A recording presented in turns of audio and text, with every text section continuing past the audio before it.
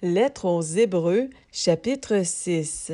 C'est pourquoi, laissant la parole du commencement du Machia, avançons vers la perfection, ne posant pas de nouveau le fondement de la repentance des œuvres mortes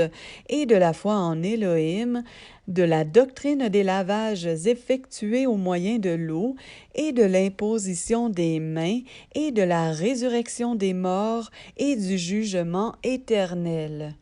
Et c'est ce que nous ferons si Élohim le permet. Car il est impossible, quant à ceux qui ont été une fois illuminés et qui ont goûté le don céleste et qui sont devenus participants de l'Esprit Saint et qui ont goûté la bonne parole d'Élohim et les puissances de l'âge à venir et qui sont tombés, de les renouveler de nouveau pour la repentance, eux qui, pour eux-mêmes, crucifient de nouveau le Fils d'Élohim et l'exposent à une disgrâce publique.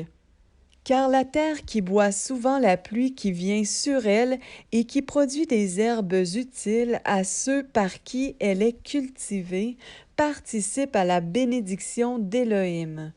Mais si elle porte des épines et des chardons, elle est réprouvée et proche de malédiction, et sa fin est d'être brûlée.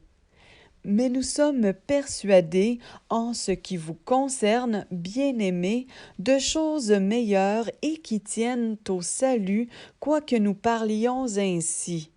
Car Élohim n'est pas injuste pour oublier votre œuvre et le travail d'amour que vous avez démontré pour son nom, ayant servi et servant les saints.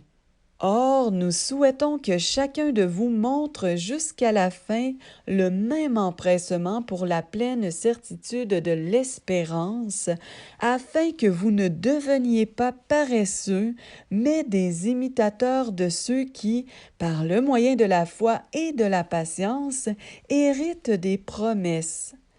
Car lorsqu'Élohim fit la promesse à Abraham, ne pouvant jurer par un plus grand que lui, il jura par lui-même en disant « Oui, vraiment, en bénissant, je te bénirai, et en multipliant, je te multiplierai. »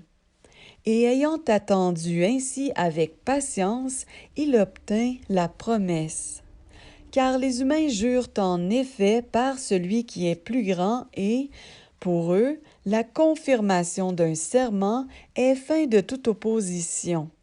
C'est pourquoi Élohim, voulant montrer plus abondamment aux héritiers de la promesse que son dessein est inaltérable, il y a fait intervenir le serment afin que, par le moyen de deux choses inaltérables, dans lesquelles il est impossible qu'Élohim mente, nous qui nous sommes enfuis vers le refuge, nous ayons un puissant encouragement à saisir l'espérance qui est placée devant nous,